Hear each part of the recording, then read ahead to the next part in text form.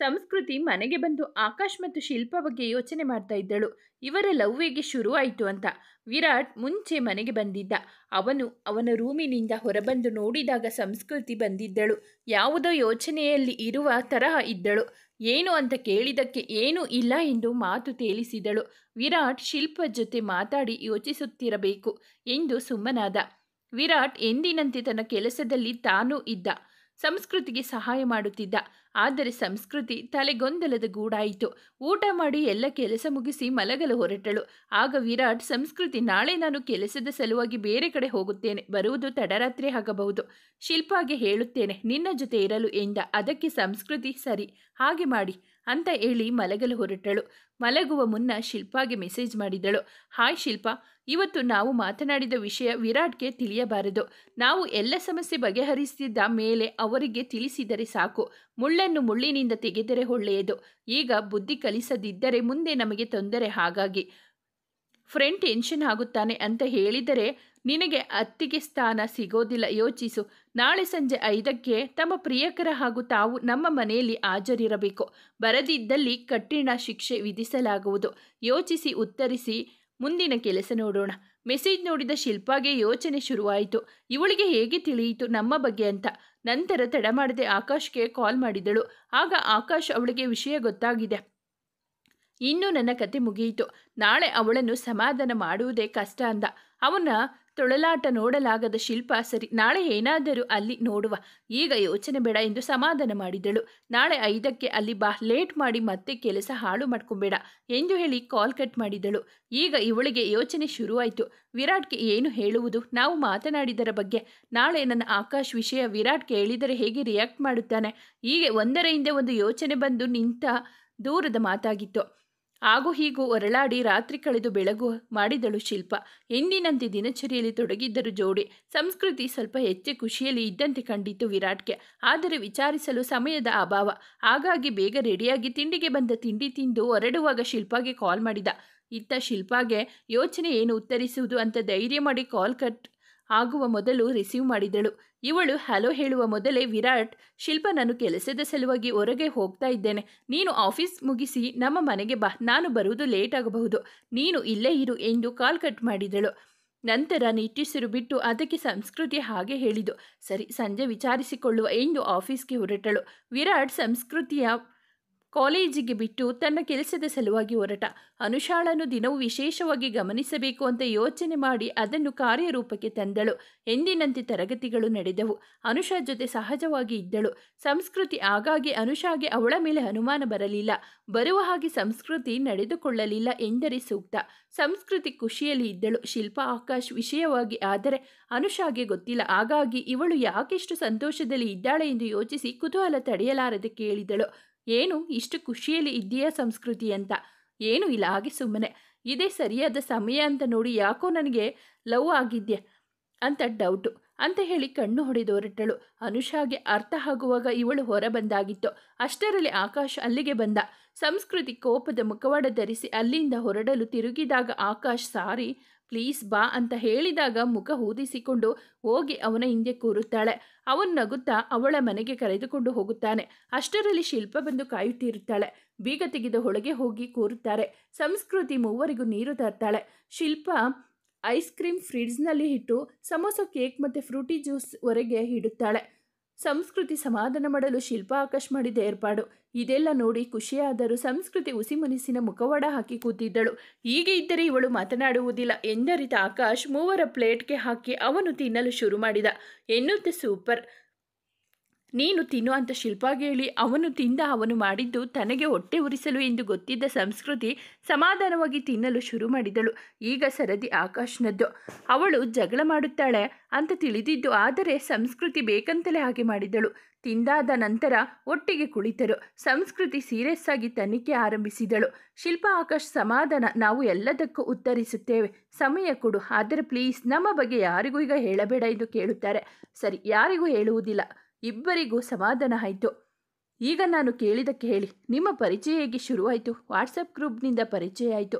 ನಮ್ಮೂರಿನ ಒಂದು ಗ್ರೂಪ್ ಇದೆ. ಆ ಗ್ರೂಪಿನಲ್ಲಿ ಇಬ್ಬರು ಫ್ರೆಂಡ್ಸ್ ಆಗಿದ್ದು.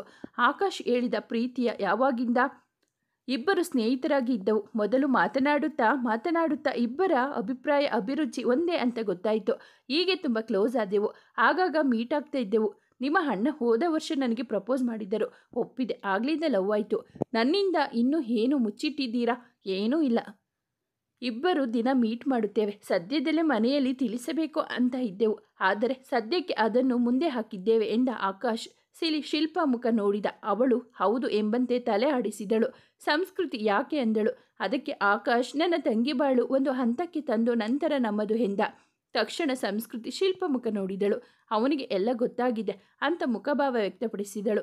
ನಂತರ ಮೂವರು ಅದರ ಬಗ್ಗೆ ಚರ್ಚೆ ಮಾಡಿದಾಗ ಅಪ್ಪ ಅಮ್ಮನಿಗೆ ಅನುಮಾನ ಬಂದಿದೆ ಅಂತ ತಿಳಿದು ಸಂಸ್ಕೃತಿಗೆ ಹೀಗೆ ಮಾತನಾಡುತ್ತಾ ಅಡುಗೆ ಮಾಡಿ ಊಟ ಮಾಡಲು ಹೊರಟಾಗ ವಿರಾಟ್ ಬಂದ.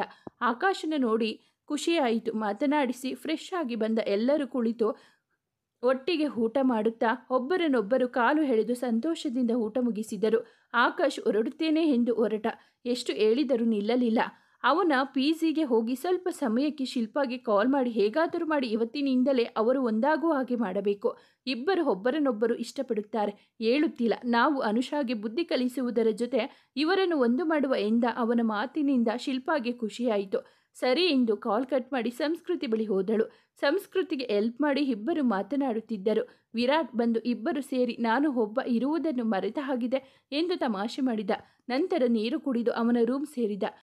ಇಬ್ಬರು ಅನುಷಾಗೆ ಹೇಗೆ ಬುದ್ಧಿ ಕಲಿಸುವುದು ಎಂದು ಯೋಚಿಸಲು ಶುರು ಮಾಡಿದರು. ಇವರ ಯೋಚನೆ, ಐಡಿಯಾ ಅನುಷಾ ವಿಷಯ, ಆಕಾಶ್ ಶಿಲ್ಪ ವಿಷಯ ಯಾವುದು ವಿರಾಟ್ಗೆ ತಿಳಿಯದಾಗಿ ಸಂಭಾಳಿಸಿದರು. ವಿರಾಟ್ಗೆ ಸಂಸ್ಕೃತಿ ಬಗ್ಗೆ ಒಂದೇ ಚಿಂತೆ ಇತ್ತು. ಸಂಸ್ಕೃತಿ ನಮ್ಮ ಹಳೆಯ ಫ್ರೆಂಡ್, ಸಹಾಯ ತೆಗೆದುಕೊಳ್ಳೋಣ ಅನುಷಾಗೆ ಬುದ್ಧಿ ಕಲಿಸಲು ಎಂದಳು. ಸರಿ, ಆದರೆ ನಮಗೆ ಸಹಾಯ ಮಾಡುವ ಅವಳ ಫ್ರೆಂಡ್ ಬೇಕಲ್ಲ. ಹಾಗೆ ಯಾರು ಇದ್ದಾರೆ? ಅದರಿಂದ ನಮಗೆ ಹಾನಿ ಆಗಬಾರದು. ಇಬ್ಬರು ಯೋಚಿಸಲು ಶುರು ಮಾಡಿದರು. ಸಂಸ್ಕೃತಿಗೆ ಒಬ್ಬ ಫ್ರೆಂಡ್ ನೆನಪಾದಳು. ಅವಳು ಇವಳ ಬೆಸ್ಟ್ ಫ್ರೆಂಡ್, ಅವಳಿಗೂ ಬೆಸ್ಟ್ ಫ್ರೆಂಡ್. ಹಾಗಾಗಿ ಅವಳ ಬಳಿ ಹೆಲ್ಪ್ ಕೇಳಿದರೆ ಖಂಡಿತ ಮಾಡುತ್ತಾಳೆ ಎಂದು ಶಿಲ್ಪ ಬಳಿ ಹೇಳಿದಳು. ನನಗೆ ಒಬ್ಬ ಫ್ರೆಂಡ್ ಇದ್ದಾಳೆ, ಖಂಡಿತ ಸಹಾಯ ಮಾಡುತ್ತಾಳೆ. ನಾಳೆ ಅವಳ ಬಳಿ ಮಾತನಾಡುವ ಎಂದಳು. ಹಾಗೆ ಈ ಫೋಟೋ ಬಗ್ಗೆ ಆಕಾಶ್ ತಿಳಿದುಕೊಂಡು ಬಂದರೆ ನಮಗೆ ಸಹಾಯ ಆಗುತ್ತೆ ಎಂದಳು. ಅದಕ್ಕೆ ಶಿಲ್ಪ, ಆ ಕೆಲಸ ಅವನು ಮಾಡುತ್ತಾನೆ. ಈ ಫೋನ್ ನಂಬರ್ ಹೇಗೆ ಅವಳದ್ದು ಅಂತ ಕಂಡು ಹಿಡಿಯುವುದು? ಅದಕ್ಕೆ ಸಂಸ್ಕೃತಿ, ಅದು ಅವಳ ಏನಾದರೂ ಕ್ಲೂ ಕೊಡುತ್ತಾಳೆ. ನಾವು 2 ದಿನ ಕಾಯುವ ಅಂದಳು. ಸರಿ ಎಂದು ಹೇಳಿ ಸಂಸ್ಕೃತಿಗೆ ತಟ್ಟನೆ ನೆನಪಾಯಿತು ನಾಳೆ ಹೋಳಿ ಎಂದು. ಆಕಾಶ್ಗೆ ಕರೆ ಮಾಡಿ ನಾಳೆ ಬೇಗ ಬಾ, ಸ್ವಲ್ಪ ಹೋಳಿ ಆಡಿ ಇಲ್ಲೇ ತಿಂಡಿ ತಿಂದು ಹೋಗು ಎಂದು ಹೇಳಿ ಮಲಗಿದರು. ನಾಳೆ ಹೇಗೂ ರಜೆ, ಮನೆ ಕ್ಲೀನ್ ಮಾಡುವ ಎಂದು ಯೋಚಿಸಿದಳು. ಅನುಷಾ ಸಂಸ್ಕೃತಿ ಅಪ್ಪ ಅಮ್ಮನಿಗೆ ಕರೆ ಮಾಡಿ, ನೀವು ಯಾಕೆ ಈ ವಿಷಯವನ್ನು ಇಷ್ಟು ಹಗುರವಾಗಿ ತೆಗೆದುಕೊಳ್ಳುತ್ತೀರಾ? ಬೇಗ ಇಲ್ಲಿ ಬಂದು ನೋಡಿ ಎಂದು ಒತ್ತಾಯ ಮಾಡಿದಳು. ಅವರು ಇವಳು ಹೇಳುತ್ತಿರುವುದು ಸರಿ ಎಂದು ಯೋಚಿಸಿ ಆದಷ್ಟು ಬೇಗ ಬೆಂಗಳೂರಿಗೆ ಬರುವ ಯೋಚನೆ ಮಾಡಿದರು. ಇಷ್ಟಕ್ಕೆ ಸುಮ್ಮನಿರದ ಅನುಷಾ ವಿರಾಟ್ ನಂಬರ್ಗೆ ಮೆಸೇಜ್ ಮಾಡಲು ಕರೆ ಮಾಡಲು ಶುರು ಮಾಡಿದಳು. ಮೊದಲಿಗೆ ಒಳ್ಳೆಯ ಸ್ನೇಹಿತ ತರಹ ಮೆಸೇಜ್ ಮಾಡಲು ಶುರು ಮಾಡಿದಳು. ಇದಕ್ಕೆ ಬೇರೆ ನಂಬರ್ ಉಪಯೋಗಿಸಿಕೊಂಡಳು. ಮೊದಲಿಗೆ ಅನೋನ್ ನಂಬರ್ ಅಂತ ವಿರಾಟ್ ನಿರ್ಲಕ್ಷಿಸಿದ. ಆದರೆ ಅನುಷಾ ಬಿಡದೆ ಮೆಸೇಜ್ ಮಾಡಿ ಸ್ನೇಹ ಸಂಪಾದಿಸಿದಳು. ಬೆಳಿಗ್ಗೆ ಎಂದಿಗಿಂತ ಬೇಗ ಎದ್ದ ಸಂಸ್ಕೃತಿ ಕಳ್ಳ ಹೆಜ್ಜೆ ಇಟ್ಟು ವಿರಾಟ್ ರೂಮಿಗೆ ಹೋದಳು.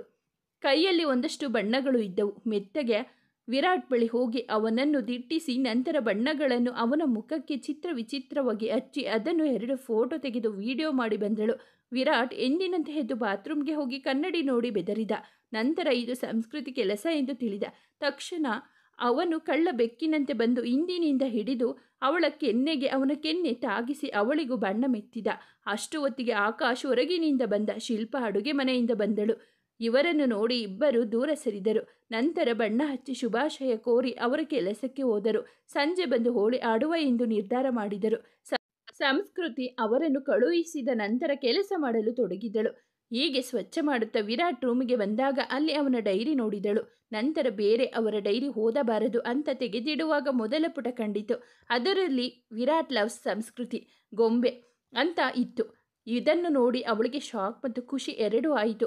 ಓದಲೇಬೇಕೆಂದು ತೀರ್ಮಾನ ಮಾಡಿದಳು. ಆದರೆ ಮನೆಯೆಲ್ಲ ಕ್ಲೀನ್ ಮಾಡಿ ಮುಗಿಸುವಷ್ಟರಲ್ಲಿ 2 ಗಂಟೆ ಕಳೆದಿತ್ತು. ಡೈರಿ ಓದುವ ಆತುರ ಬೇರೆ. ಅಡುಗೆ ಮಾಡುವ ಗೋಜಿಗೆ ಹೋಗಲಿಲ್ಲ.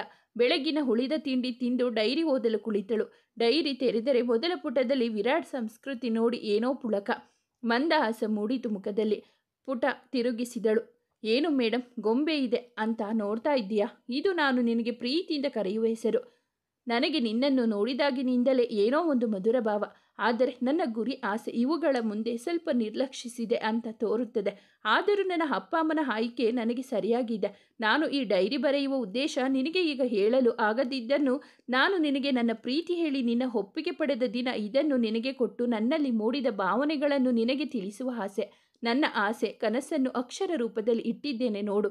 ಶಿಲ್ಪ ಆಕಾಶ್ ಅನುಷಾ ವಿರುದ್ಧ ಸಾಕ್ಷಿ ಹುಡುಕಲು ತೊಡಗಿದ್ದರು. ಮೊದಲು ಫೋಟೋ ಎಲ್ಲಿ ಎಡಿಟ್ ಮಾಡಿರಬಹುದು ಎಂದು ಹುಡುಕಲು ಪ್ರಾರಂಭಿಸಿದರು. 3-4 ಸ್ಟುಡಿಯೋಗೆ ಹೋಗಿ ಬಂದರು. ಉಪಯೋಗ ಆಗಲಿಲ್ಲ. ನಂತರ ಹೇಗೆ ತಿಳಿಯುವುದು ಅಂತ ಯೋಚಿಸಿದರು. ಹೀಗೆ ಮಾರ್ಕೆಟ್ ಬಳಿ ಹೋಗುವಾಗ ಅವಳು ಸ್ಟುಡಿಯೋದವನ ಬಳಿ ಜಗಳ ಮಾಡುತ್ತಿದ್ದಳು. ಇದನ್ನು ನೋಡಿ ಆಕಾಶ್ ತಕ್ಷಣ ವಿಡಿಯೋ ಮಾಡಿದ. ಅದನ್ನು ಶಿಲ್ಪ ಮತ್ತು ಸಂಸ್ಕೃತಿ ಇಬ್ಬರ ನಂಬರಿಗೆ ಕಳುಹಿಸಿದ. ಅದನ್ನು ನೋಡಿ ಇಬ್ಬರಿಗೂ ಸಂತೋಷವಾಯಿತು. ಮಾತು ಸರಿ ಕೇಳುತ್ತಿತ್ತು. ವಿಡಿಯೋ ಸರಿ ಇತ್ತು. ಇದು ಸಾಕಾಗಿತ್ತು ಸಾಕ್ಷಿಗೆ. ಆದರೆ ಇನ್ನೂ ಬಲವಾಗಿ ಸಾಕ್ಷಿ ಬೇಕು. ಇಲ್ಲದಿದ್ದರೆ ಇವಳು ಸಂದರ್ಭವನ್ನು ತಿರುಚಿ ನಮಗೆ ಅಪಾಯ ಮಾಡುತ್ತಾಳೆ ಎಂದು ಮುಂದಿನ ಯೋಚನೆಗೆ ತೊಡಗಿದರು. ಆಕಾಶ್ ಅನುಷಾ ಹಿಂದೆ ಒಬ್ಬ ಇವನ ಸ್ನೇಹಿತನನ್ನು ಬಿಟ್ಟ. ಅವಳ ಬಗ್ಗೆ ಹೆಚ್ಚು ತಿಳಿಯಲು ಇದ್ದ ಸಂಸ್ಕೃತಿ ಅವಳ ಫ್ರೆಂಡ್ಸ್ಗೆ ಕರೆ ಮಾಡಿ ವಿಷಯ ಹೇಳಿ ಅವಳನ್ನು ಒಪ್ಪಿಸುವಲ್ಲಿ ಸಫಲಳಾದಳು. ಅಷ್ಟರಲ್ಲಿ ಶಿಲ್ಪ ಬೇಗ ಆಫೀಸ್ನಿಂದ ಬಂದಳು. ಇಬ್ಬರು ಸೇರಿ ವಿಶೇಷ ಅಡುಗೆ ಮಾಡಿದರು. ಆಗ ಸಂಸ್ಕೃತಿ ಶಿಲ್ಪ ಬಳಿ ತಾನು ವಿರಾಟ್ ಡೈರಿ ಓದಿದ್ದನ್ನು ಹೇಳಿದಳು. ಅದರ ಬಗ್ಗೆ ಚರ್ಚೆ ಮಾಡುವ ಮೊದಲು ವಿರಾಟ್ ಬಂದ ವಿಷಯ ಮುಂದುವರಿಯಲಿಲ್ಲ. ಆಕಾಶ್ ಬಂದ ನಂತರ ತಮ್ಮ ಬಾಲ್ಯದ ಹೋಳಿ ಬಗ್ಗೆ ಮಾತನಾಡಿ ಊಟ ಮಾಡಿದರು. ಆಕಾಶ್ ಹೊರಡಬೇಕು ಎನ್ನುವಾಗ ಅವನ ತಂದೆ ಫೋನ್ ಬಂತು. ಅವನಿಗೆ ಎಲ್ಲಿ ಇದ್ದೀಯಾ ಅಂದಾಗ ಫ್ರೆಂಡ್ ಮನೆಯಿಂದ. ಅವನ ಅಪ್ಪ ನಾವು ಈಗಲೇ ಬಸ್ಸಿಗೆ ಹೊರಟು ಬರುತ್ತಾ ಇದ್ದೇವೆ. ಸಂಸ್ಕೃತಿಗೆ ಹೇಳಬೇಡ, ನಿನ್ನೆ ಕಾಲ್ ಬಂದಿತ್ತು ಮತ್ತೆ, ಹಾಗಾಗಿ ಇವತ್ತು ಹೊರಟು ಬರುತ್ತಿದ್ದೇವೆ. ನಾಳೆ ನೀನು ಅಲ್ಲಿಗೆ ಬಾ ಎಂದು ಹೇಳಿ ಕಾಲ್ ಕಟ್ ಮಾಡಿದರು. ಆಕಾಶ್ ಸೂಕ್ಷ್ಮವಾಗಿ ವಿಷಯ ಶಿಲ್ಪ ಮತ್ತು ಸಂಸ್ಕೃತಿಗೆ ತಿಳಿಸಿದ. ನಂತರ ಶಿಲ್ಪ ಆಕಾಶ್ ಹೊರಟರು. ಅವಳನ್ನು ಬಿಡುವ ಜವಾಬ್ದಾರಿ ಹೊತ್ತ ಆಕಾಶ್ ಕಳ್ಳಸ್ವಾಮಿ ಸ್ವಕಾರ್ಯ ಮಾಡಿಕೊಳ್ಳುವ ಉದ್ದೇಶ. ಅವರು ಹೊರಟ ನಂತರ ಸಂಸ್ಕೃತಿ ತನ್ನ ಬಟ್ಟೆ ಕೆಲವು ವಸ್ತುಗಳನ್ನು ಮಾತ್ರ ವಿರಾಟ್ ರೂಮಲ್ಲಿ ಇರಿಸಿದಳು. ಪುಸ್ತಕ ಎಲ್ಲ ಅವಳ ರೂಮಿನಲ್ಲಿ ಇತ್ತು. ವಿರಾಟ್ ಯಾಕೆ ಎಂದು ಕೇಳಿದ. ನಾಳೆ ಗೊತ್ತಾಗುತ್ತದೆ, ಗುಡ್ ನೈಟ್ ಎಂದು ಹೇಳಿ ಅವಳ ರೂಮಿನಲ್ಲಿ ಮಲಗಿದಳು. ವಿರಾಟ್ ಅವನ ರೂಮಿಗೆ ಹೋದ. ಎಲ್ಲ ಕ್ಲೀನ್ ಆಗಿರುವುದನ್ನು ಕಂಡಿತು. ನೋಡಿ ಖುಷಿಯಾಯಿತು. ನಂತರ ನಾಳೆ ಏನೋ ಇದೆ ಎಂದು ಯೋಚಿಸಿ ಡೈರಿ ಬರೆದು ಮಲಗಿದ. ಸಂಸ್ಕೃತಿ ಎಲ್ಲ ಕೆಲಸ ಮುಗಿಸಿ ಮಲಗಲು ಹೊರಟಳು. ಎಷ್ಟು ಹೊರಳಿದರೂ ನಿದ್ದೆಯ ಸುಳಿವಿಲ್ಲ. ವಿರಾಟ್ ಡೈರಿಯ ಸಾಲುಗಳು ಇವಳ ಕಣ್ಣ ಮುಂದೆ ನೃತ್ಯ ಮಾಡಲು ಪ್ರಾರಂಭಿಸಿದವು. ಹೊರಳಿ ಸಾಕಾಗಿ ಎದ್ದು ಕುಳಿತು ಡೈರಿ ಬಗ್ಗೆ ಯೋಚಿಸಲು ಶುರು ಮಾಡಿದಳು. ಮೊದಲ ಪುಟದ ಹೆಸರೇ ಹೆಚ್ಚು ಕಾಡಿತು. ನಂತರದ ಪುಟಗಳಲ್ಲಿ ಅವನು ಡೈರಿ ಬರೆಯಲು ಶುರು ಮಾಡಿದ ದಿನ ಮೊದಲ ದಿನದಿಂದ ಇತ್ತು. ಅದೇ ಸಂಸ್ಕೃತಿ ಅವನ ಫ್ರೆಂಡ್ಶಿಪ್ ಆಕ್ಸೆಪ್ಟ್ ಮಾಡಿ ಬ್ಯಾಂಡ್ ಕಟ್ಟಿ ಇಬ್ಬರು ಫ್ರೆಂಡ್ಸ್ ಆದರು. ಅಲ್ಲಿಂದ ಸಾಧಾರಣವಾಗಿ ಇಬ್ಬರ ಮಧ್ಯೆ ನಡೆದ ಸಣ್ಣ ಪುಟ್ಟ ವಿಷಯಗಳನ್ನು ವಿರಾಟ್ ಬರೆದು ಇಟ್ಟಿದ್ದ. ಅವಳು ಕಾಲೇಜ್ ಶುರು ಆಗುವ ಮೊದಲು ಊರಿಗೆ ಹೋಗಿ ಸ್ವಲ್ಪ ದಿನ ಇದ್ದು ಬಂದಿದ್ದಳು. ಆಗಲೇ ಇವನಿಗೆ ಅವಳನ್ನು ಮಿಸ್ ಮಾಡಿಕೊಂಡ ಭಾವ ಆವರಿಸಿತ್ತು. ಆದರೆ ಪ್ರೀತಿ ಎಂಬ ಹೆಸರು ಕೊಟ್ಟಿರಲಿಲ್ಲ. ಕೊಡಲು ಅವನಿಗೆ ಆ ಭಾವನೆಗೆ ಏನೆಂದು ಹೆಸರು ಕೊಡಲು ತಿಳಿದಿರಲಿಲ್ಲ. ಹಾಗಾಗಿ ಅವಳು ವಿರಾಟ್ ಜೊತೆ ಮಾತನಾಡಲು ಶುರು ಮಾಡಿದ ನಂತರ ಇಬ್ಬರ ಮಧ್ಯ ಏರ್ಪಟ್ಟ ಒಂದು ಅನುಬಂಧ, ಅವಳ ಜೊತೆ ಮಾತು, ನಗು, ಸಣ್ಣ ಹುಸಿಮುನಿಸು ಎಲ್ಲವೂ ಅವನಿಗೆ ಇಷ್ಟ ಆಗುತ್ತಿತ್ತು. ಎಲ್ಲರೂ ಇವರನ್ನು ನೋಡಿ ಮೇಡ್ ಫಾರ್ ಈಚ್ ಅದರ್ ಅಂತ ಹೇಳುತ್ತಿದ್ದಾಗ ಒಳಗೊಳಗೆ ತುಂಬ ಖುಷಿ ಪಡುತ್ತಿದ್ದ. ಅವನು ಸಂಸ್ಕೃತಿ ಕರೆದುಕೊಂಡು ಮಾಲ್ಗೆ ಹೋದಾಗ ಶಿಲ್ಪ ಸಿಕ್ಕಿ ಅಲ್ಲಿ ಇಬ್ಬರು ಒಂದೇ ಡ್ರೆಸ್ ಆರಿಸಿದ್ದು ಅದನ್ನು ನೋಡಿ ಶಿಲ್ಪ ಮೇಡ್ ಫಾರ್ ಈಚ್ ಅದರ್ ಹೇಳಿದ್ದು ಹೀಗೆ ಎಲ್ಲವನ್ನು ಬರೆದಿದ್ದ. ನಂತರ ಅವಳಿಗೆ ಬಂದ ಫೋಟೋ ಕವರ್, ಅದಕ್ಕೆ ಅವಳ ರಿಯಾಕ್ಷನ್ ಅವನಿಗೆ ಬಹಳ ಹಿಡಿಸಿದ್ದು. ವಿರಾಟ್ ಮೇಲೆ ಅನುಮಾನ ಪಡದೆ ಅದು ಫೇಕ್ ಅಂತ ಹೇಳಿ ಅವನಿಗೆ ಧೈರ್ಯ ಹೇಳಿ ಅವನ ಜೊತೆ ಸಪೋರ್ಟ್ ಆಗಿ ನಿಂತಿದ್ದು ಅವನಿಗೆ ಬಹಳ ಹಿಡಿಸಿತ್ತು. ಅದನ್ನೇ ಬರೆದಿದ್ದ ಸಹ. ತನಗೆ ಒಬ್ಬ ತಾಯಿಯಾಗಿ ಮಡಿಲು ಕೊಟ್ಟು ಸಮಾಧಾನ ಮಾಡಿದಳು ಎಂದಿದ್ದ. ಸಮಯ ನೋಡಿ ತನ್ನ ಮನದ ಭಾವನೆ ಪ್ರೀತಿ ತಿಳಿಸಿ ಒಪ್ಪಿಗೆ ಪಡೆದು ಮುಂದುವರಿಯಬೇಕು ಎಂದು ಆಲೋಚಿಸಿದ. ಆದರೆ ನಂತರ ಅವಳು ಹೇಳಿದ ದ್ವೇಷಕ್ಕಾಗಿ ಮದುವೆ ಆಗಿದ್ದು ಎಂಬ ಮಾತು ಅವನನ್ನು ಬಹುವಾಗಿ ಕಾಡುತ್ತಿರುವ ವಿಷಯ. ಇಂತಹ ಸಂದರ್ಭದಲ್ಲಿ ಪ್ರೀತಿ ವಿಷಯ ಹೇಳುವುದಕ್ಕೆ ಇರುವ ಭಯ ಎಲ್ಲ ಬರೆದು ಹೋಳಿ ದಿನ ಆದ ಸಂದರ್ಭ ಬರೆದ. ಇಷ್ಟು ಬರೆದು ಅವಸರದಲ್ಲಿ ಡೈರಿ ಇಟ್ಟು ಆಫೀಸ್ಗೆ ಹೋಗಿದ್ದ. ಆಗ ಸಂಸ್ಕೃತಿಗೆ ಸಿಕ್ಕಿ ಓದಿ ಅವನ ಮನದ ಭಾವನೆ ಅರಿತಿದ್ದಳು. ಇದರ ಬಗ್ಗೆ ಶಿಲ್ಪ ಬಳಿ ಹೇಳಿ ಸಹಾಯ ಪಡೆದು ತಾನೇ ಮೊದಲು ಪ್ರಪೋಸ್ ಮಾಡಿ ಅವನಿಗೆ ಸರ್ಪ್ರೈಸ್ ಕೊಡಬೇಕು ಎಂದು ತೀರ್ಮಾನಿಸಿ ಮಲಗಿದಾಗ ಗಂಟೆ 3:06ಕ್ಕೆ ಅಪ್ಪ ಅಮ್ಮ ಬರುತ್ತಾರೆ, ಅಷ್ಟರಲ್ಲಿ ಎದ್ದು ಇರಬೇಕು ಎಂದು ಮಲಗಿದ್ದಳು. ಇತ್ತ ಶಿಲ್ಪ ಆಕಾಶ್ ಅನುಷಾ ವಿಷಯ ಮಾತನಾಡಿ ಅಪ್ಪ ಅಮ್ಮ ಬಂದಾಗ ಹೇಗೆ ಸಂಭಾಳಿಸುತ್ತಾಳೋ ಎಂದು ಯೋಚಿಸಿ ಮಲಗಿದ್ದರು. ಅನುಷಾ ಸಂಸ್ಕೃತಿ ತಂದೆ ತಾಯಿ ಬರುತ್ತಿರುವುದು ಖಾತರಿಪಡಿಸಿಕೊಂಡು ವಿರಾಟ್ ಜೊತೆ ಹರಟಿ ತನ್ನ ಪ್ಲಾನ್ ಸಕ್ಸಸ್ ಆಗುತ್ತಿರುವುದ ಮನಗಂಡು ಸಂತೋಷದಿಂದ ನಿದ್ದೆಗೆ ಜಾರಿದಳು. ಅವಳಿಗೂ ಗೊತ್ತಿರಲಿಲ್ಲ ಮುಂದಾಗುವುದು ಯಾರಿಗೆ ಹೊಳಿತು ಎಂಬುದು. ಸಂಸ್ಕೃತಿ ಅನುಷ ವಿಷಯದಲ್ಲಿ ಸಹಾಯ ಮಾಡಬಹುದಾದ ಫ್ರೆಂಡ್ಸ್ ಜೊತೆ ಅವಳ ಬಗ್ಗೆ ಎಲ್ಲ ತಿಳಿಸಿದ್ದಳು. ಸಹಾಯ ಮಾಡುವುದಾಗಿ ಒಪ್ಪಿದಳು. ಸಂಸ್ಕೃತಿ ಅದಕ್ಕಾಗಿ ಒಂದು ಪ್ಲಾನ್ ಸಿದ್ಧಪಡಿಸಿದ್ದಳು. ಅದರ ಬಗ್ಗೆ ಶಿಲ್ಪ ಆಕಾಶ್ನಲ್ಲಿ ಚರ್ಚಿಸಿ ಕಾರ್ಯರೂಪಕ್ಕೆ ತರಲು ನಿರ್ಧರಿಸಿದಳು. ಬೆಳಿಗ್ಗೆ ಎಂದಿಗಿಂತ ತುಸು ಬೇಗ ಎದ್ದು ನಿತ್ಯ ಕೆಲಸದಲ್ಲಿ ತೊಡಗಿಕೊಂಡಳು. ವಿರಾಟ್ ಎಂದಿನಂತೆ ಎದ್ದು ತನ್ನ ಕೆಲಸದಲ್ಲಿ ತೊಡಗಿದ. ಬಾಗಿಲ ಕರೆ ಗಂಟೆ ಸದ್ದಾಯಿತು. ವಿರಾಟ್ ಬಾಗಿಲು ತೆರೆಯಲು ಹೋದ. ಸಂಸ್ಕೃತಿ ಎಂದಿನಂತೆ ಇದ್ದಳು. ಆದರೆ ಮನದ ಮೂಲೆಯಲ್ಲಿ ಸಣ್ಣ ಅಳುಕು ಇತ್ತು. ಆದರೆ ವಿರಾಟ್ಗೆ ಒಂಥರ ಸರ್ಪ್ರೈಸ್ ಆಗಿತ್ತು. ಬಂದವರನ್ನು ಒಳಕರೆದ. ಸಂಸ್ಕೃತಿ ತನಗೂ ಸರ್ಪ್ರೈಸ್ ಎಂಬಂತೆ ತಂದೆ ತಾಯಿಯಲ್ಲಿ ಮಾತನಾಡಿ ಅವರನ್ನು ಫ್ರೆಶ್ ಆಗಲು ತನ್ನ ರೂಮಿಗೆ ಕಳುಹಿಸಿದಳು. ಆಗ ವಿರಾಟ್ಗೆ ಇಂದಿನ ದಿನ ತನ್ನ ರೂಮಿಗೆ ಅವಳ ಲಗೇಜ್ ಬಂದ ವಿಷಯ ಅರ್ಥ ಆಯಿತು. ಸಂಸ್ಕೃತಿ ವಿರಾಟ್ ಡೈರಿ ನೋಡಿ ಸಂತಸದಿಂದ ಇದ್ದಳು. ತಂದೆ ತಾಯಿ ಬಂದದ್ದು ಒಂದು ವಿಧದಲ್ಲಿ ಒಳ್ಳೆಯದೇ ಆಯಿತು. ಆ ನೆಪದಲ್ಲಿ ಅವನ ರೂಮಿನಲ್ಲಿ ಉಳಿಯುವ ಅವಕಾಶ ಸಿಕ್ಕಿತು ಎಂದು ಮನದಲ್ಲಿ ಹರ್ಷಿಸುತ್ತಿರುತ್ತಾಳೆ.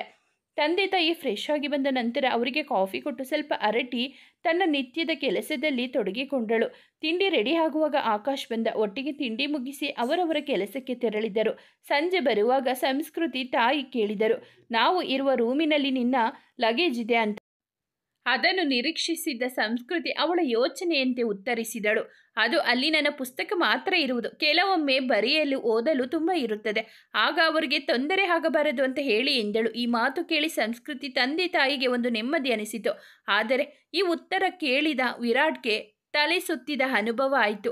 ಇವರು ಸರಿ ಇದ್ದಾರೆ, ಆದರೆ ಅನುಷಯಕ್ಕೆ ಹಾಗೆ ಹೇಳಿದಳು ಅಂತ ತಿಳಿಯಲಿಲ್ಲ. ಮಾರನೇ ದಿನ ಅವರ ಜೊತೆ ಟೈಮ್ ಸ್ಪೆಂಡ್ ಮಾಡಲು ಮೂವರು ರಜೆ ಹಾಕಿ ಮನೆಯಲ್ಲಿ ಉಳಿದರು. ವಿರಾಟ್ಗೆ ಏನು ಹೇಳದೆ ಅವನೇ ಉಳಿದಿದ್ದು ಸಂಸ್ಕೃತಿಗೆ ಸಂತೋಷ ತಂದಿತು. 2 ದಿನ ಉಳಿದ ಅವಳ ತಂದೆ ತಾಯಿ ಸಂತೋಷದಿಂದ ಹಿಂತಿರುಗಿದರು ಊರಿಗೆ. ಆಕಾಶ್ ಉಪಾಯದಲ್ಲಿ ಅವರ ತಂದೆ ಫೋನಿನಲ್ಲಿ ಅನುಷಾ ನಂಬರ್ ಬ್ಲಾಕ್ ಮಾಡಿದ. ಊರಿಗೆ ಮರಳಿದ ನಂತರ ಅವರು ನೆಮ್ಮದಿಯಲ್ಲಿದ್ದರು. ಇತ್ತ ಅವರ ತಂದೆ ತಾಯಿ ತೆರಳಿದ ಮಾರನೇ ದಿನ ಶಿಲ್ಪ ಆಕಾಶ್ ಸಂಸ್ಕೃತಿ ಹೊರಗಡೆ ಸೇರಿದ್ದರು. ಅಲ್ಲಿ ಸಂಸ್ಕೃತಿ ತನ್ನ ಪ್ಲಾನ್ ಇಬ್ಬರಿಗೂ ಹೇಳಿ ಅವರಿಂದ ಒಳ್ಳೆಯ ಪ್ರತಿಕ್ರಿಯೆ ಬಂದ ನಂತರ ಅವರಿಂದ ಆಗಬೇಕಾದ ಕೆಲಸದ ಬಗ್ಗೆ ಹೇಳಿದಳು. ಇಬ್ಬರು ಒಪ್ಪಿಗೆ ಕೊಟ್ಟರು. ಸಂಸ್ಕೃತಿಗೆ ನೆಮ್ಮದಿಯಾಯಿತು. ಇನ್ನು 2 ದಿನದಲ್ಲಿ ಭಾನುವಾರ, ಹಾಗಾಗಿ ಅಂದೇ ನಮ್ಮ ಪ್ಲಾನ್ ಎಕ್ಸಿಕ್ಯೂಟ್ ಮಾಡುವ ಎಂದು ತೀರ್ಮಾನಿಸಿದರು. ನಂತರ ಆಕಾಶ್ನನ್ನು ಏನೋ ನೆಪ ಹೇಳಿ ಇವರಿಂದ 5 ನಿಮಿಷ ದೂರ ಇರುವ ಹಾಗೆ ಮಾಡಿ ಸಂಸ್ಕೃತಿ ಶಿಲ್ಪ ಏನೋ ಮಾತನಾಡಿ ಐಫೈ ಕೊಟ್ಟು ನಕ್ಕು ಕುಳಿತರು. ದೂರದಲ್ಲಿ ಇವರನ್ನು ನೋಡಿದ ಆಕಾಶನಿಗೆ ಏನು ತಿಳಿಯಲಿಲ್ಲ. ಆಕಾಶ್ ಬಂದ ನಂತರ ಸಂಸ್ಕೃತಿ ತನ್ನ ಗೆಳತಿಗೆ ಕರೆ ಮಾಡಿ ತನ್ನ ಪ್ಲಾನ್ ಬಗ್ಗೆ ಹೇಳಿದಳು. ಅವಳು ಒಪ್ಪಿದ ನಂತರ ಇವರು ತಮ್ಮ ಮನೆಗೆ ತೆರಳಿದರು. ಇತ್ತ ಅನುಷಾ, ಹೀಗೆ ಆದರೆ ವಿರಾಟ್ ಕೈ ತಪ್ಪುತ್ತಾನೆ, ಹಾಗಾಗಿ ಸಂಸ್ಕೃತಿನ ಸಾಯಿಸಿ ಆದರೂ ಅವನನ್ನು ಪಡೆಯಬೇಕು ಎನ್ನುವ ತೀರ್ಮಾನಕ್ಕೆ ಬಂದಳು. ಅದಕ್ಕಾಗಿ ಬೇಕಾದ ವ್ಯವಸ್ಥೆ ಮಾಡಲು ಯೋಚಿಸಿದಳು. ಯಾರಿಗೂ ಅನುಮಾನ ಬರದ ಹಾಗೆ ಒಂದು ಪ್ಲಾನ್ ಸಹ ಮಾಡಿದ್ದಳು. ಮಾರನೇ ದಿನ ಶನಿವಾರ ಸಂಜೆ ವಿರಾಟ್ ಮನೆಯಲ್ಲಿ ಬೀಡು ಬಿಟ್ಟಿದ್ದರು ಶಿಲ್ಪ ಆಕಾಶ್ ಅವರ ಪ್ಲಾನಿನಂತೆ ಕೆಲವು ವಸ್ತುಗಳನ್ನು ಮತ್ತೆ ಕೆಲವು ಏರ್ಪಾಡು ಮಾಡಿ ಬಂದಿದ್ದ. ಭಾನುವಾರ ಬೆಳಿಗ್ಗೆ ಎಲ್ಲರೂ ಸೇರಿ ಇಂದು ನಾವು ಹೊರಗೆ ಹೋಗುವ, ತುಂಬ ದಿನ ಆಯಿತು, ಎಲ್ಲ ಒಟ್ಟಿಗೆ ಹೋಗಿ ಎಂದು ಮಾತನಾಡಿಕೊಂಡರು. ಅದರಂತೆ ವಿರಾಟ್ ಆಫೀಸಿನಲ್ಲಿ ಸ್ವಲ್ಪ ಕೆಲಸ ಇದೆ, ನಾನು ಬೇಗ ಮನೆಗೆ ಬಂದು ಹೊರಡುವುದು ಅಂತಹ ಆಯಿತು. ವಿರಾಟ್ ಆಫೀಸಿಗೆ ಹೋದ ನಂತರ ತುಂಬ ಸಮಯದ ನಂತರ ಅವರ ಮನೆ ಡೋರ್ ಬೆಲ್ ಸದ್ದಾಗುತ್ತದೆ. ಆಕಾಶ್ ಬಂದು ಬಾಗಿಲು ತೆರೆದ ಆಕಾಶ್ ಸಣ್ಣ ಅನುಮಾನದಲ್ಲಿ ಬಾಗಿಲಲ್ಲಿ ನಿಂತವರನ್ನು ಬನ್ನಿ ಒಳಗೆ ಎಂದು ಆಹ್ವಾನಿಸಿದ. ಸಂಸ್ಕೃತಿ ಬಂದು ಅವಳನ್ನು ಹಪ್ಪಿ ಸಂತೋಷ ವ್ಯಕ್ತಪಡಿಸಿ ಕೂರಲು ತಿಳಿಸಿದಳು.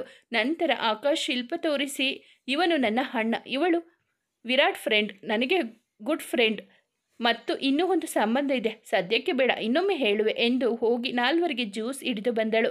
ನಂತರ ಆಕಾಶ್ ಶಿಲ್ಪ ನೋಡಿ, ಇವಳೆ ನಾನು ಹೇಳಿದ ಫ್ರೆಂಡ್ ಡಾಕ್ಟರ್ ಪೂರ್ವಿ. ಇಬ್ಬರು hi Poorvi, hi Shilpa and Akash, ಇವಳು ನನ್ನ PUC ಫ್ರೆಂಡ್, ಸೊ ನಿನಗೆ ಗೊತ್ತಿಲ್ಲ ಅಣ್ಣ, ಜಾಸ್ತಿ ತಲೆ ಕೆಡಿಸಿಕೊಳ್ಬೇಡ ಎಂದಳು ಸಂಸ್ಕೃತಿ. ಸರಿ ಎಂದ ಆಕಾಶ್.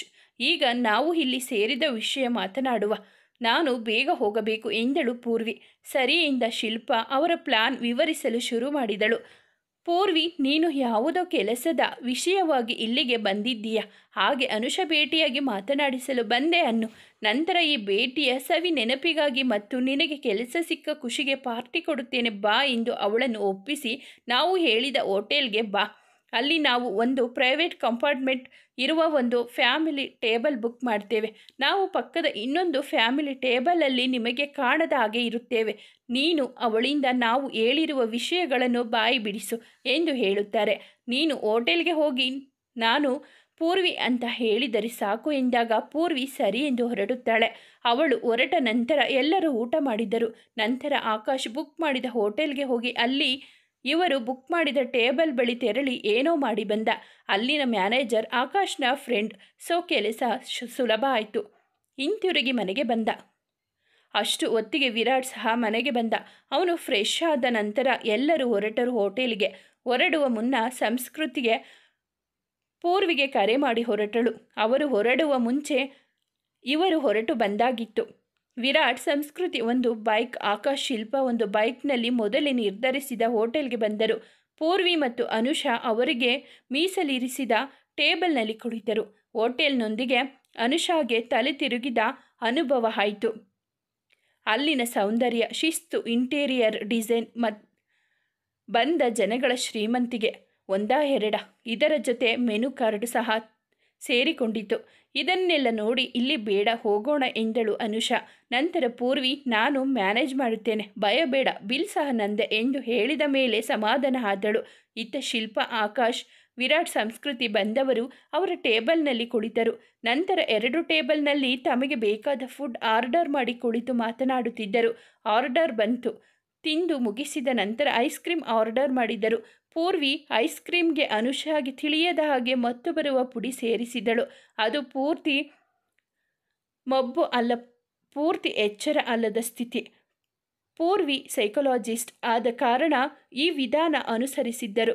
ಇದೇ ಒಳ್ಳೆಯ ದಾರಿ ಕೂಡ ಆಗಿತ್ತು. ತಕ್ಷಣ ಅನುಷಾ ಮನಸ್ಸನ್ನು ತನ್ನ ಹಿಡಿತಕ್ಕೆ ಪಡೆದ ಪೂರ್ವಿ ಪ್ರಶ್ನೆ ಕೇಳಲು ಶುರು ಮಾಡಿದಳು. ಇವರ ಮಾತು ಪಕ್ಕದಲ್ಲಿ ಇದ್ದ 4 ಕೇಳುವ ವ್ಯವಸ್ಥೆ ಆಕಾಶ್ ಮಾಡಿದ. ಅವನು ಅಲ್ಲಿ ಒಂದು ವಿಡಿಯೋ ರೆಕಾರ್ಡ್ ಮತ್ತು ಆಡಿಯೋ ರೆಕಾರ್ಡ್ ಆಗುವ ಹಾಗೆ ಅಲ್ಲಿ ಕ್ಯಾಮರಾ ಮತ್ತು ವಾಯ್ಸ್ ರೆಕಾರ್ಡ್ಗಳನ್ನು ಇಟ್ಟಿದ್ದ. ಮೊದಲೇ ಬ್ಲೂಟೂತ್ ಮೂಲಕ ಅವರ ಮಾತು ಕೇಳುತ್ತಿದ್ದವ. ಯಾವಾಗ ಪೂರ್ವಿ ಪ್ರಶ್ನೆ ಕೇಳಲು ಆರಂಭಿಸಿದಳು ಆಗ ತನ್ನ ಬಳಿ ಇದ್ದ ಸ್ಪೀಕರ್ ಆನ್ ಮಾಡಿದ. ಎಲ್ಲರೂ ಅವನ ಕಡೆ ನೋಡಿದರು. ಅವ ಮಾತು ಕೇಳುವಂತೆ ಹೇಳಿದ. ಎಲ್ಲರೂ ಕೇಳುವುದಕ್ಕೆ ತಯಾರಾದರು. ಪೂರ್ವಿ ಹಿಡಿತದಲ್ಲಿ ಅನುಷಾ ಮನಸ್ಸು ಇತ್ತು. ಅವಳು ಕೇಳುವ ಪ್ರಶ್ನೆಗೆ ಉತ್ತರಿಸಲು ಶುರು ಮಾಡಿದಳು. ಪೂರ್ವಿ, ನೀನು ಯಾರನ್ನು ಲವ್ ಮಾಡ್ತಾ ಇದ್ದೀಯಾ? ಅನುಷಾ, ವಿರಾಟ್, ನನ್ನ ಜೀವಕ್ಕಿಂತ ಹೆಚ್ಚು. ಪೂರ್ವಿ, ಆದರೆ ಅವರಿಗೆ ಮದುವೆ ಆಗಿದೆ ಅಲ್ವಾ? ಅನುಷಾ, ಆಗಲಿ, ಆದರೆ ಅವರೇನು ಹತ್ತಿರ ಆಗಿಲ್ಲ, ಆಗಲೂ ನಾನು ಬಿಡಲ್ಲ. ಪೂರ್ವಿ, ಅದು ಯಾಕೆ, ಹೇಗೆ? ಅನುಷಾ, ನನಗೆ ಮೊದಲಿನಿಂದಲೂ ಬೇಕಾದನ್ನು ಪಡೆದುಕೊಳ್ಳುವವಳು, ಆದರೆ ಮೊದಲ ಬಾರಿಗೆ ನಾನು ಇಷ್ಟಪಟ್ಟಿದ್ದು ನನಗೆ ಸಿಗಲಿಲ್ಲ. ಅದು ಅವನಿಂದಲೇ. ನಾನಾಗಿ ಹೋಗಿ ಅವನಿಗೆ ನೀನೆಂದರೆ ನನಗೆ ಇಷ್ಟ ಅಂತ ಪ್ರಪೋಸ್ ಮಾಡಿದ್ದೆ. ಆದರೆ ಅವನು, ನನಗೆ ಈಗಲೇ ಇದೆಲ್ಲ ಇಷ್ಟ ಇಲ್ಲ, ಓದುವ ಸಮಯದಲ್ಲಿ ಓದಬೇಕು ಅಷ್ಟೆ, ನನಗೆ ನನ್ನ ಗುರಿ ಇದೆ, ಅದು ಸಾಧನೆ ಆಗುವವರೆಗೆ ಸಾಧ್ಯ ಇಲ್ಲ ಎಂದ. ನಾನು ಸರಿ ಎಂದು ಸುಮ್ಮನೆ ಇದ್ದೆ. ಅವನ ಗುರಿ ತಲುಪಿದ ನಂತರ ಅವನನ್ನು ಪಡೆಯಬೇಕೆಂದು ತೀರ್ಮಾನಿಸಿ ಹುಚ್ಚಿ ಹಾಗೆ ಪ್ರೀತಿಸಿದೆ. ಅವನ ಗುರಿ ತಲುಪಿದ ನಂತರ ನಾನು ಅವರ ಅಮ್ಮನ ಬಳಿ ಮಾತನಾಡಲು ಹೋದೆ. ಆದರೆ ಅವರು, ಇಲ್ಲ, ನನ್ನ ಮಗನಿಗೆ ನಾನು ಒಳ್ಳೆಯ ಸಂಬಂಧ ಹುಡುಕಿದ್ದೀನಿ ಅಂತ ನಿರಾಕರಿಸಿದರು. ಹಾಗಾಗಿ ನನಗೆ ಅವರುಗಳ ಮೇಲೆ ದ್ವೇಷ ಹುಟ್ಟಿತು. ಅಷ್ಟರಲ್ಲಿ ಸಂಸ್ಕೃತಿ ಅವರ ತಾಯಿ ನೋಡಿದ ಹುಡುಗಿ ಅಂತ ಗೊತ್ತಾಯಿತು. ಹಾಗಾಗಿ ಅವಳಿಗೆ ಬೇರೆ ನಂಬರಿಂದ ಮೆಸೇಜ್ ಮಾಡಿ ದಾರಿ ತಪ್ಪಿಸಲು ನೋಡಿದೆ, ಆದರೆ ಆಗಲಿಲ್ಲ. ಮದುವೆ ಆದರು, ಆದರೆ ನಾನು ಅವಳಲ್ಲಿ ದ್ವೇಷ ಅನ್ನೋ ಬೀಜ ಬಿತ್ತಿದ್ದು ಸಫಲವಾಗಿತ್ತು. ಅವಳು ಅವರ ಮೇಲೆ ಸುಮ್ಮನೆ ಅನುಮಾನಪಟ್ಟು ದೂರ ಇದ್ದಳು, ನನಗೆ ಒಳ್ಳೆಯದಾಗಿತ್ತು. ವಿರಾಟ್ ದಿನ ಸಂಸ್ಕೃತಿಯನ್ನು ಕಾಲೇಜಿಗೆ ಬಿಡಲು ಬರುವಾಗ ನೋಡಿ ಖುಷಿ ಪಡುತ್ತಿದ್ದೆ. ಪೂರ್ವಿ, ಹೌದಾ, ಹಾಗಾದರೆ ಆ ಫೋಟೋ ಅವಳ ತಂದೆ ತಾಯಿಗೆ ಫೋನ್? ಅನುಷಾ, ಆ ಫೋಟೋ ನಾನೇ ಎಡಿಟ್ ಮಾಡಿಸಿದ್ದು. ಆದರೆ ಸಂಸ್ಕೃತಿ ಅದನ್ನು ನಂಬಿದ ಹಾಗೆ ಕಾಣಲಿಲ್ಲ. ಅದಕ್ಕೆ ಅವರ ಅಪ್ಪನಿಗೆ ಕಾಲ್ ಮಾಡಿ ಮಾತನಾಡಿದೆ. ಎಷ್ಟು ಹೇಳಿದರೂ ಅವರು ಒಪ್ಪಿರಲಿಲ್ಲ. ನಂತರ ನಾನೇ ನಿಮಗೆ ಮಗಳು ಬೇಕಿದ್ದರೆ ಬನ್ನಿ ಅಂದೆ. ಬಂದು ಹೋಗಿದ್ದಾರೆ, ಆದರೆ ಅವರ ಫೋನ್ ಸಿಗುತ್ತಿಲ್ಲ. ಪೂರ್ವಿ, ಇಷ್ಟೆಲ್ಲ ಮಾಡಿದ್ದೀಯಾ, ಸಿಗಲಿಲ್ಲ ಅಂದ ಮೇಲೆ ಬಿಡಬೇಕು ತಾನೆ? ಅನುಷಾ, ಅದು ಅಷ್ಟು ಸುಲಭದ ಮಾತಲ್ಲ. ಅನುಷಾ, ಹಠ ಎಂದರೆ ಹಠ, ನನಗೆ ಅವನು ಬೇಕು. ಈಗ ಮಾಡಿರುವ ಪ್ಲ್ಯಾನ್ ಖಂಡಿತ ವರ್ಕ್ ಆಗುತ್ತೆ ಎಂದು ನಕ್ಕಳು. ಪೂರ್ವಿ, ಏನು ಪ್ಲ್ಯಾನ್? ಅನುಷಾ, ನೀನು ಯಾರಿಗೂ ಹೇಳುವುದಿಲ್ಲ ಅಂದರೆ ಹೇಳುತ್ತೇನೆ ಎಂದಳು. ಪೂರ್ವಿ, ಯಾರಿಗೂ ಹೇಳುವುದಿಲ್ಲ, ಹೇಳು ಎಂದಳು. ಅನುಷಾ, ಅವಳನ್ನು ಸಾಯಿಸಲು ಸುಪಾರಿ ಕೊಟ್ಟಿದ್ದೇನೆ. ಇನ್ನು 2 ದಿನ ಅಷ್ಟೇ. ವಿರಾಟ್ ಬರ್ತ್ಡೇ, ಸಂಸ್ಕೃತಿ ಡೆತ್ ಡೇ ಎಂದು ನಕ್ಕಳು. ಪೂರ್ವಿ ನಿಧಾನವಾಗಿ ಅವಳ ಮನಸ್ಸನ್ನು ತನ್ನ ಹಿಡಿತದಿಂದ ಬಿಟ್ಟಳು. ಅವಳು ಅಲ್ಲಿಯೇ ನಿದ್ದೆ ಹೋದಳು. ಕೆಲವು ನಿಮಿಷಗಳ ನಂತರ ಎಚ್ಚರ ಆಯಿತು. ಏನು ಆಯಿತು ಅಂತ ತಿಳಿಯಲಿಲ್ಲ. ಅನುಷಾಗೆ ಕೇಳಿದಳು. ಪೂರ್ವಿ ಏನೂ ಇಲ್ಲ, ನಿನಗೆ ತಲೆ ತಿರುಗಿದ ಹಾಗೆ ಆಯಿತು, ಅಲ್ಲೇ 2 ನಿಮಿಷ ಮಲಗಿದೆ ಎಂದು ಹೇಳಿದಳು. ಸರಿ ಎಂದು ಅಲ್ಲಿಂದ ಹೊರಟರು. ಈ ಕಡೆ ವಿರಾಟ್ ಶಾಕಲ್ಲಿ ಇದ್ದ. ಉಳಿದವರಿಗೆ ಹೇಗೆ ರಿಯಾಕ್ಟ್ ಮಾಡಬೇಕೆಂದು ತಿಳಿಯಲಿಲ್ಲ. ಬಿಲ್ ಪೇ ಮಾಡಿ ಇವರು ಮನೆ ಕಡೆ ಹೊರಟರು. ಶಿಲ್ಪ, ಆಕಾಶ್ ಅವರ ಸ್ಥಳಗಳಿಗೆ ತೆರಳಿದರು. ವಿರಾಟ್, ಸಂಸ್ಕೃತಿ ಮನೆಗೆ ಹೊರಟರು. ಅನುಷಾ ಬಗ್ಗೆ ತೆರಳಿದ ವಿರಾಟ್ 2 ದಿನಗಳ ಕಾಲ ಯೋಚಿಸಿದ. ಪರಿಹಾರ ಪಡೆಯಲಿಕ್ಕಾಗಿ ಯಾವ ದಾರಿಯೂ ಸ್ಪಷ್ಟವಾಗಲಿಲ್ಲ. ನಂತರ ಮನೆಯಲ್ಲಿ ಇದ್ದಷ್ಟು ವಿಷಯ ಕಾಡುತ್ತದೆ ಎಂದು ಯೋಚಿಸಿ ಸುಮ್ಮನೆ ಹೊರಗೆ ಹೋದ. ಹೊರಗೆ ಹೋಗಿ ಮನಸ್ಸು ಸಮಾಧಾನ ಆಯಿತು. ಮನೆಗೆ ಬಂದು ಯಾರಿಗೋ ಕರೆ ಮಾಡಿ ಸಮಾಧಾನಗೊಂಡ. ನಂತರ ಮರುದಿನ ಎಂದಿನಂತೆ ಪ್ರಾರಂಭವಾಯಿತು. ಸಂಜೆ ಆಗುವಾಗ ಅನುಷಾ ತಂದೆ ತಾಯಿ ಅವರ ಮನೆಗೆ ಬಂದರು. ಅವರೊಂದಿಗೆ ಮಾತನಾಡಿ ಅವರಿಗೆ ವಿಷಯ ತಿಳಿಸಿದ. ಅವರು ಅನುಷಾ ಮಾಡಿದ ಬಗೆಗೆ ಕ್ಷಮೆ ಕೋರಿದರು. ವಿರಾಟ್ ಅವರಿಗೆ, ನೀವು ದೊಡ್ಡವರು, ಕ್ಷಮೆ ಕೇಳಬೇಡಿ, ಅನುಷಾಗೆ ತಿಳಿ ಹೇಳಿ ಅರ್ಥ ಮಾಡಿಸಿದರೆ ಸಾಕು ಎಂದ. ಅವರ ತಂದೆ ತಾಯಿ ಒಪ್ಪಿ ಸಂತಸದಿಂದ ಅಲ್ಲಿಂದ ತೆರಳಿದರು. ಅನುಷಾಗೆ ಬುದ್ಧಿ ಹೇಳಿ ಅವಳನ್ನು ಊರಿಗೆ ಕರೆದುಕೊಂಡು ಹೋದರು.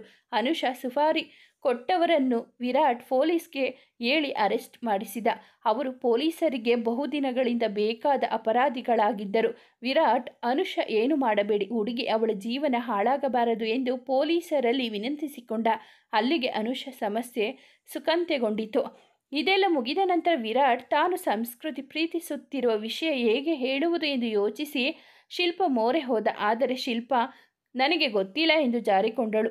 ಯಾಕೆಂದರೆ ಅವಳು ಈ ವಿಷಯದಲ್ಲಿ ಸಂಸ್ಕೃತಿಗೆ ಸಪೋರ್ಟ್ ಎಂದು ಹೇಳಿ ಆಗಿತ್ತು.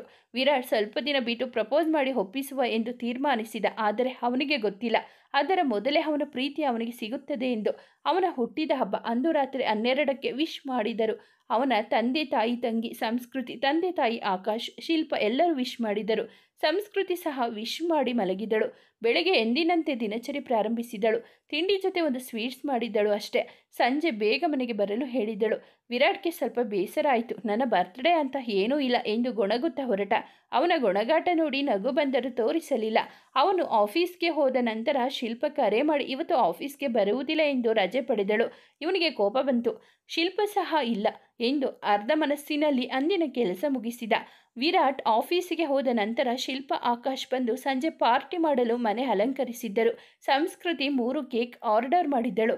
ಅದು ಬಂದ ನಂತರ 2 ಅಡುಗೆ ಮನೆಯಲ್ಲಿ ಇಟ್ಟು 3ನೇಯದನ್ನು ತನ್ನ ರೂಮಿನಲ್ಲಿ ಇಟ್ಟಳು. ಇವರ ತಯಾರಿ ಮುಗಿಯುವ ಹೊತ್ತಿಗೆ ಊರಿನಿಂದ ಅವರ ತಂದೆ ತಾಯಿಯಂದಿರು ಬಂದರು. ಅವರ ಜೊತೆ ಶಿಲ್ಪ ತಂದೆ ತಾಯಿಯೂ ಸಹ. ಶಿಲ್ಪಾಗೆ ಆಶ್ಚರ್ಯ ಆಯಿತು. ನಾನೇ ಪಾರ್ಟಿಗೆ ಕರೆದಿದ್ದು ಎಂದು ತಿಳಿಸಿದಳು. ನಂತರ ಅವರು ಎಲ್ಲರೂ ರೆಡಿ ಆದರು. ವಿರಾಟ್ ಬರುವ ಹೊತ್ತಿಗೆ ಮನೆ ಲೈಟ್ ಎಲ್ಲ ಹಾರಿಸಿ ಕದ್ದು ನಿಂತರು. ಅವನು ಬಂದು ನೋಡಿದ. ಮನೆ ಲೈಟ್ ಎಲ್ಲ ಇವಳು ನನಗೆ ಬೇಗ ಬರಲು ಹೇಳಿ ಎಲ್ಲಿ ಹೋದಳು ಅಂತ ಬಾಗಿಲು ತೆರೆದು ಹೊಳಬಂದ. ಬಾಗಿಲು ಲಾಕ್ ಮಾಡಿರಲಿಲ್ಲ. ನಂತರ ಕತ್ತಲಲ್ಲಿ ತಡಕಾಡಿ ಲೈಟ್ ಹಾಕಿದ. ತಕ್ಷಣ ಎಲ್ಲರೂ ಒಟ್ಟಿಗೆ ಹ್ಯಾಪಿ ಬರ್ತ್ಡೇ ಅಂತ ವಿಶ್ ಮಾಡಿದರು. ಎಲ್ಲರನ್ನೂ ಒಟ್ಟಿಗೆ ನೋಡಿ ಬಹಳ ಸಂತೋಷವಾಯಿತು ಮತ್ತು ಆಶ್ಚರ್ಯ ಸಹ. ಅವನಿಗೆ ಈ ಸರ್ಪ್ರೈಸ್ ಬಹಳ ಹಿಡಿಸಿತು. ಫ್ರೆಶ್ ಆಗಲು ರೂಮಿಗೆ ಹೋದ. ಅಲ್ಲಿ ಸಂಸ್ಕೃತಿ ಅವನಿಗಾಗಿ ಬಟ್ಟೆ ಹಾರಿಸಿ ಇಟ್ಟಿದ್ದಳು. ರೆಡಿಯಾಗಿ ಬಂದ. ಅಲ್ಲಿ ಸಂಸ್ಕೃತಿ ನೋಡಿ ಕಳೆದೇ ಹೋಗಿದ್ದ. ವಿರಾಟ್ ಅವನು ಅವತ್ತು ಅವಳಿಗಾಗಿ ಹಾರಿಸಿದ ಡ್ರೆಸ್ ಆಗಿ ಮುದ್ದಾಗಿ ಕಾಣುತ್ತಿದ್ದಳು. ಇತ್ತ ಸಂಸ್ಕೃತಿ ಸ್ಥಿತಿ ಬೇರೆ ಇರಲಿಲ್ಲ. ಅವಳು ಆರಿಸಿಟ್ಟಿದ್ದ ಬಟ್ಟೆಯಲ್ಲಿ ಅವನು ಇನ್ನೂ ಸುಂದರವಾಗಿ ಕಾಣುತ್ತಿದ್ದ. ಒಬ್ಬರನ್ನೊಬ್ಬರು ನೋಡುತ್ತಾ ಮೈಮರೆತವರನ್ನು ಎಚ್ಚರಿಸಿದ್ದು ಆಕಾಶ್. ನಂತರ ಎಲ್ಲರ ಜೊತೆ ಸೇರಿ ಕೇಕ್ ಕಟ್ ಮಾಡಿ ಎಲ್ಲರಿಗೂ ತಿನ್ನಿಸಿ ಹಿರಿಯರ ಕಾಲಿಗೆ ಬಿದ್ದು ಆಶೀರ್ವಾದ ಪಡೆದ. ಇಷ್ಟಾಗುವಾಗ ಸಂಸ್ಕೃತಿ ತನ್ನ ಗಂಟಲು ಸರಿಪಡಿಸಿಕೊಳ್ಳುವ ನಾಟಕ ಮಾಡಿ, ಮಾನ್ಯರೇ ಮತ್ತು ಮಹನೀಯರೇ, ಈಗ ಇನ್ನೊಂದು ಸಿಹಿ ಸುದ್ದಿ ಎಂದಳು. ಏನು ಎಂದು ಎಲ್ಲರೂ ಕೇಳಿದರು. ಇವತ್ತು ನಮ್ಮ ಆಕಾಶ್ ಮತ್ತು ಶಿಲ್ಪ ಜೋಡಿಯ ನಿಶ್ಚಿತಾರ್ಥ ಎಂದಳು. ಎಲ್ಲರಿಗೂ ಶಾಕ್ ಆಯಿತು. ಇಷ್ಟು ಅವಸರ ಮಾಡಿದ್ದರೆ ಹೇಗೆ ಎಂದರು. ನಾನು ಅದಕ್ಕೂ ಎಲ್ಲ ವ್ಯವಸ್ಥೆ ಮಾಡಿದ್ದೇನೆ ಎಂದಳು. ಶಿಲ್ಪ, ಆಕಾಶ್ ಅವಳನ್ನು ನೋಡಿದರು. ನಂತರ ಶಿಲ್ಪ ಎಲ್ಲರಿಗೂ ಇನ್ನೊಂದು ಮಾತು. ನಮ್ಮ ಹುಡುಗ ಹುಡುಗಿ ಮೊದಲೇ ಒಪ್ಪಿದರು. ಮೊನ್ನೆ ಕರೆ ಮಾಡಿ ನಾನು ನಿಮ್ಮನ್ನು ಒಪ್ಪಿಸಿದ್ದು ಎಂದಳು. ಎಲ್ಲರಿಗೂ ಸಂತೋಷವಾಯಿತು. ಸಿಂಪಲ್ ಆಗಿ ಉಂಗುರ ಬದಲಾಯಿಸಿ ಅವರು ಒಂದು ಕೇಕ್ ಕಟ್ ಮಾಡಿ ಸಂಭ್ರಮಿಸಿದರು. ಅವರ ಬಳಿ ಹೋಗಿ ಹೇಗಿತ್ತು ಸರ್ಪ್ರೈಸ್ ಎಂದು ಕೇಳಿದಳು. ಇಬ್ಬರು ಅವಳನ್ನು ಹಪ್ಪಿ ಸಂತಸ ವ್ಯಕ್ತಪಡಿಸಿದರು. ಎಲ್ಲ ಹಿರಿಯರಿಗೂ ಇವರ ಸಂತೋಷ ನೋಡಿ ಖುಷಿಯಾಯಿತು. ಹೀಗೆ 100 ಕಾಲ ಇರಲಿ ಎಂದು ಮನತುಂಬಿ ಮನದಲ್ಲಿ ಹರಿಸಿದರು. ಎಲ್ಲರೂ ಊಟ ಮಾಡಿದರು. ಶಿಲ್ಪ, ಆಕಾಶ್ ಅವರ ತಂದೆ ತಾಯಿ ಅವರನ್ನು ತಮ್ಮ ಜೊತೆ ಕರೆದುಕೊಂಡು ಹೋದರು. ವಿರಾಟ್ ತಂದೆ ತಾಯಿ ತಂಗಿ ಮಾತ್ರ ಉಳಿದರು. ಅವರಿಗೆ ಮಲಗಲು ವ್ಯವಸ್ಥೆ ಮಾಡಿ ತಾವು ಮಲಗಲು ತೆರಳಿದರು. ಸಂಸ್ಕೃತಿ ವಿರಾಟ್ ರೂಮಿಗೆ ಬಂದಾಗ ಗಂಟೆ 11 ಆಗಿತ್ತು. ವಿರಾಟ್ ಸಂಸ್ಕೃತಿಗೆ ಧನ್ಯವಾದ ಹೇಳಿದ. ಒಳ್ಳೆಯ ಸರ್ಪ್ರೈಸ್ಗಾಗಿ ಅದಕ್ಕೆ ಪ್ರತಿಯಾಗಿ ಮುಗುಳ್ನಗೆ ಬೀರಿದ ಸಂಸ್ಕೃತಿ ಫ್ರೆಶ್ ಆಗಲು ಹೋದಳು. ಫ್ರೆಶ್ ಆಗಿ ಬಂದ ನಂತರ ವಿರಾಟ್ಗೆ ಫ್ರೆಶ್ ಆಗಲು ಕಳುಹಿಸಿ ರೂಮಿನ ಲೈಟ್ ಆರಿಸಿ ಬಾಲ್ಕನಿಗೆ ಹೋದಳು ಇನ್ನೊಂದು ಸರ್ಪ್ರೈಸ್ ರೆಡಿ ಮಾಡಲು. ಹೊರಗೆ ಬಂದ ವಿರಾಟ್ಗೆ ರೂಮಿನ ಲೈಟ್ ಆಫ್ ಆಗಿದ್ದು ನೋಡಿ ಲೈಟ್ ಹಾಕಲು ಮುಂದಾದ. ಅಷ್ಟರಲ್ಲಿ ಸಂಸ್ಕೃತಿ ಬಂದು ಅವನ ಕಣ್ಣು ಮುಚ್ಚಿ ಬಾಲ್ಕನಿಗೆ ಕರೆದುಕೊಂಡು ಹೋದಳು. ಅಲ್ಲಿ ಒಂದು ಪುಟ್ಟದಾದ ಸುಂದರವಾದ ಕೇಕ್ ಇತ್ತು. ಅದರ ಮೇಲೆ ಹ್ಯಾಪಿ ಬರ್ತ್ಡೇ ಮೈ ಲವ್ ಎಂದು ಬರೆದಿತ್ತು. ಸಂಸ್ಕೃತಿ ಕೈಯಲ್ಲಿ ಒಂದು ಬೊಕ್ಕೆ ಹಿಡಿದು ಐ ಲವ್ ಯು ವಿರಾಟ್ ಎಂದಳು. ಅವನಿಗೆ ಆಶ್ಚರ್ಯ, ತನ್ನ ಕಿವಿ ತಾನೇ ನಂಬಲಾಗಲಿಲ್ಲ. ಮತ್ತೊಮ್ಮೆ ಏನು ಅಂದ. ಅದಕ್ಕೆ ನಿಮಗೆ ಏನು ಕೇಳಿತು ಅದೇ ಮಾತು. ಇಂದಿನ ತಪ್ಪುಗಳನ್ನು ಕ್ಷಮಿಸಿ ನನ್ನನ್ನು ನಿಮ್ಮವಳಾಗಿ ಮಾಡಿಕೊಳ್ಳಿ ಎಂದಳು. ವಿರಾಟ್ ಖುಷಿಯಲ್ಲಿ ಅವಳನ್ನು ಎತ್ತಿ ತಿರುಗಿಸಿ ಗಟ್ಟಿಯಾಗಿ ಅಪ್ಪಿದ. ನಂತರ ಇಬ್ಬರು ಸೇರಿ ಕೇಕ್ ಕಟ್ ಮಾಡಿ ಒಬ್ಬರಿಗೊಬ್ಬರು ತಿನ್ನಿಸಿದರು. ವಿರಾಟ್ ಸಂಸ್ಕೃತಿಗೆ ಐ ಲವ್ ಯು ಹೇಳಿದ. ನಿಮ್ಮ ಬರ್ತ್ಡೇ ಗಿಫ್ಟ್ ಇಷ್ಟ ಆಯ್ತಾ ಕೇಳಿದಳು. ಅದಕ್ಕೆ ವಿರಾಟ್ ತುಂಬ ಇಷ್ಟ ಆಯಿತು ಅಂದ. ಇಬ್ಬರು ಸ್ವಲ್ಪ ಹರಟಿ ನವ ಪ್ರೇಮ ಪಕ್ಷಿಗಳಾಗಿ ಮಾತನಾಡಿ ಒಂದಾದರು. ಇವರ ಮಧ್ಯೆ ಯಾರು ಬಂದರೂ ಬೇರ್ಪಡಿಸಲಾಗದ ಜೋಡಿ. ದ್ವೇಷದಲ್ಲಿ ಶುರುವಾದ ಸಂಬಂಧದಲ್ಲಿ ಮತ್ತೆ ಪ್ರೀತಿ ಚಿಗುರಿ ಹೂ ಅರಳಿ ನಿಂತಿದೆ. ಪ್ರೀತಿ ಎಂಬುದು ಯಾರಿಗೆ ಹೇಗೆ ಯಾವಾಗ ಶುರು ಆಗುತ್ತದೆ ಅಂತ ಗೊತ್ತಿಲ್ಲ. ಅದೊಂದು ಮಾಯೆ ಅನುಭೂತಿ. ಹೀಗೆ ಯಾರದೋ ದ್ವೇಷಕ್ಕೆ ತನ್ನ ಜೀವನ ಹಾಳು ಮಾಡಿಕೊಳ್ಳದೆ ಸಕಾಲದಲ್ಲಿ ಎಚ್ಚೆತ್ತು ತಮ್ಮ ಪ್ರೀತಿ ಉಳಿಸಿಕೊಂಡು ಸಂತೋಷದಿಂದ ಜೀವನ ಪ್ರಾರಂಭಿಸಿದರು ವಿರಾಟ್ ಸಂಸ್ಕೃತಿ. ಮುಕ್ತಾಯ. ಸ್ನೇಹಿತರೆ, ಈ ಕಥೆ ನಿಮಗೆ ಇಷ್ಟವಾದರೆ ದಯವಿಟ್ಟು ಒಂದು ಲೈಕ್ ಮಾಡಿ, ನಮ್ಮ ಚಾನಲನ್ನು ಸಬ್ಸ್ಕ್ರೈಬ್ ಆಗಿ ಪಕ್ಕದಲ್ಲಿರುವ ಬೆಲ್ ಬಟನ್ ಕ್ಲಿಕ್ ಮಾಡಿ. ನಿಮ್ಮ ಅನಿಸಿಕೆ ಅಭಿಪ್ರಾಯವನ್ನು ಕಾಮೆಂಟಲ್ಲಿ ತಿಳಿಸಿ. ಕಥೆಯನ್ನು ಕೇಳಿದ್ದಕ್ಕಾಗಿ ಧನ್ಯವಾದಗಳು.